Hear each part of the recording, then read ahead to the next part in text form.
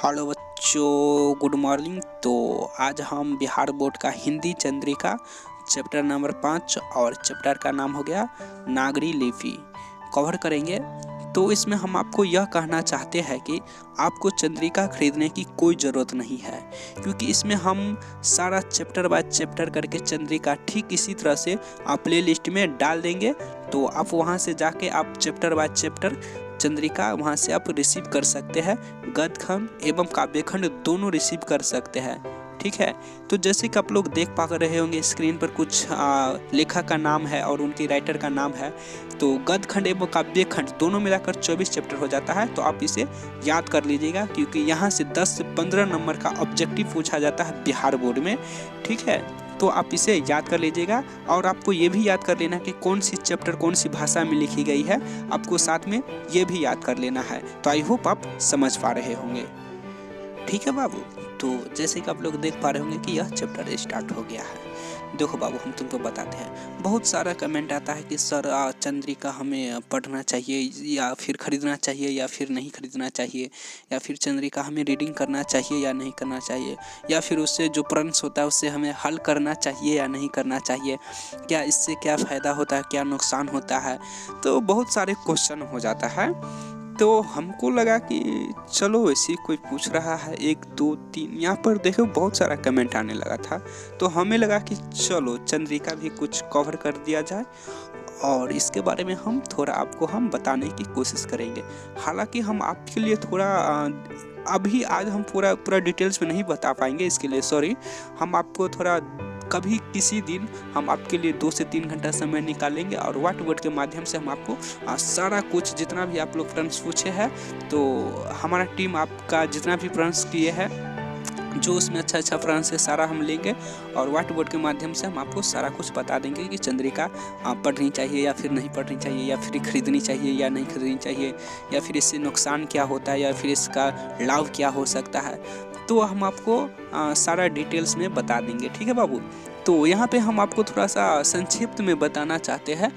तो यानी कि थोड़ा सा हम आपको थोड़ा हिंट दे देते हैं और उससे रिलेटेड ही हम आपसे हम कुछ दिन 2 से 3 घंटा समय निकाल कर हम आप इसके यानी कि चंद्रिका के बारे में हम बातचीत करेंगे।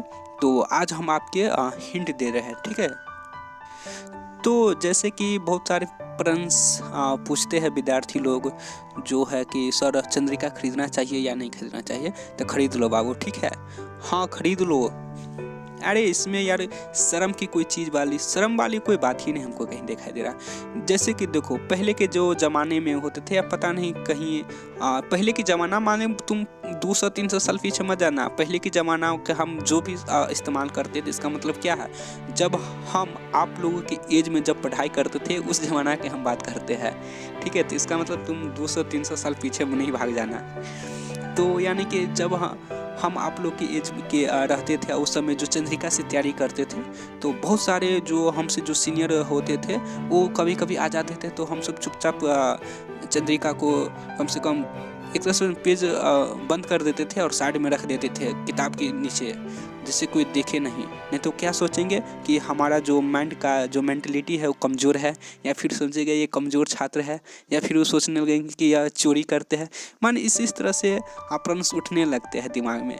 जैसे कि आप लोग के भी मन में प्रश्न ये उठते होंगे कि नहीं चंद्रिका से हम अपने से बड़े आदमी हैं, वहाँ पर हम चंद्रिका से नहीं पढ़ेंगे, नहीं तो बोलेंगे कि हमें कमज़ोर है पढ़ने में, या फिर वो बोलेंगे कि हम चोरी करते हैं। ऐसा चीज़ यानी कि मन में प्रश्न उठने लगता है। तो हालांकि हम बता दें बाबू आपको, चंद्रिका से पढ़ने में नहीं कोई शर्म की बात है, नहीं कोई डरने की बात है, और नहीं कोई एक तरह से बुझो नहीं एक तरह से चोरी करने का कोई सवाल ही पैदा नहीं होता है इसमें यार। एक तरह से जो ये पहले का जो मेंटलिटी है, जो यानी कि एक तरह से जो पूर्वजों से चलते ही आ रहा है, अरे पूर्वजों से चलते ही आ रहा है, इसका मतलब तुम 200-300 साल पीछे नहीं जाना।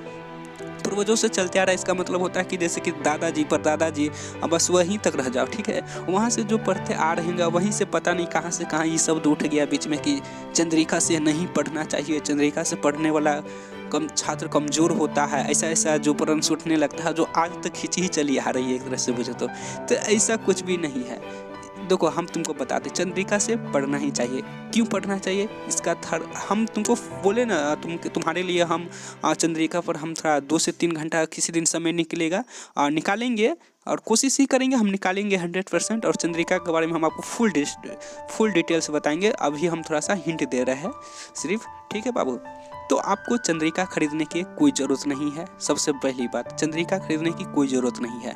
अगर आप चाहते हैं खरीदे तो बहुत अच्छी बात है, लेकिन यहाँ भी अगर गद्य खंडेबर काव्य खंड यानी कि टोटल चैप्टर कवर करके प्लेलिस्ट में डाल दिए हैं, ठीक है, या डाल दिया जाएगा, ठीक है। तो आप वहीं से फिर वहाँ से अगर चाहे तो आप वहीं से जाके पूरा चैप्टर कवर कर सकते हैं, चैप्टर बाय चैप्टर करके पूरा चीज़ वहाँ से हर एक तरीका से आप कवर कर सकते हैं। लेकिन अब अगर आप खरीदना चाहते हैं तो आप खरीद सकते हैं, लेकिन इसमें डरने की कोई बात है ही नहीं कि आप सर हमें खरीदना चाहिए या नहीं खरीदना चाहिए, या फिर चंद्रिका को यूज करना चाहिए या नहीं करना चाहिए। बिल्कुल यूज करना चाहिए, ठीक है। ये पहले वाला जितना भी जो मेंटलिटी का लोग है या बहुत पुराना है, जो आपके बारे में बोलते हैं कि चंद्रिका पढ़ने से कमज़ोर छात्र हो जाते हैं, या फिर जो पुअर छात्र होते हैं, पुअर छात्र का मतलब गरीबी छात्र क्या होता है, मेंटलिटी से पुअर छात्र बोला जाता है, ठीक है। बोलचाल की भाषा में से पुअर छात्र कहते हैं, जिसका जो पढ़ने में तेज नहीं रहता है उसे पुअर छात्र कहते हैं। तो तुम वो सच्चाई वाला गरीबी मत समझ लेना, ठीक है बाबू।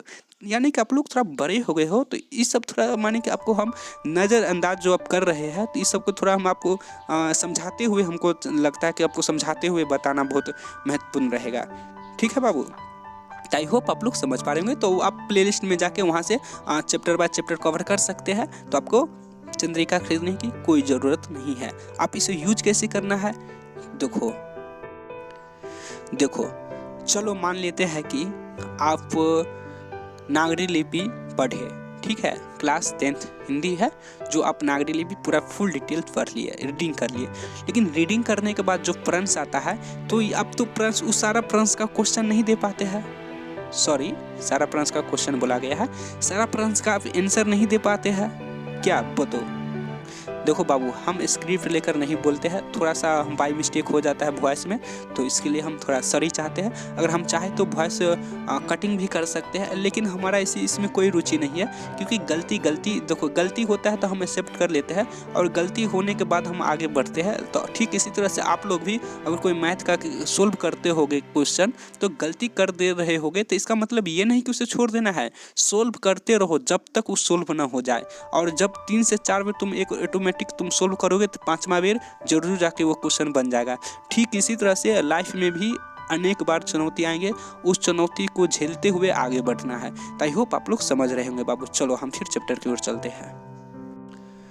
तो हाँ, हम क्या बात कर रहे थे, नागरी लिपि।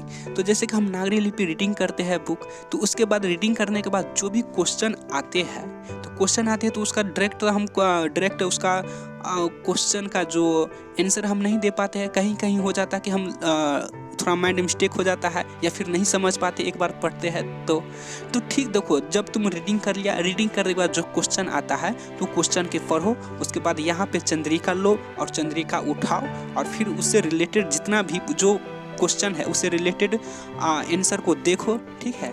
आंसर के देखने के बाद 2 से 3 बार पढ़ो अपने से।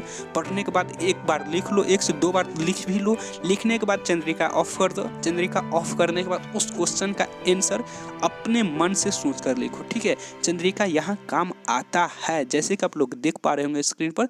कोई भी फ्रेंड्स ले लो, अगर आपको चंद्रिका नहीं दिया जाएगा तो आपको लग रहा है कि आप इसका जो मायने है सही लिख पाइएगा, नहीं लिख पाइएगा।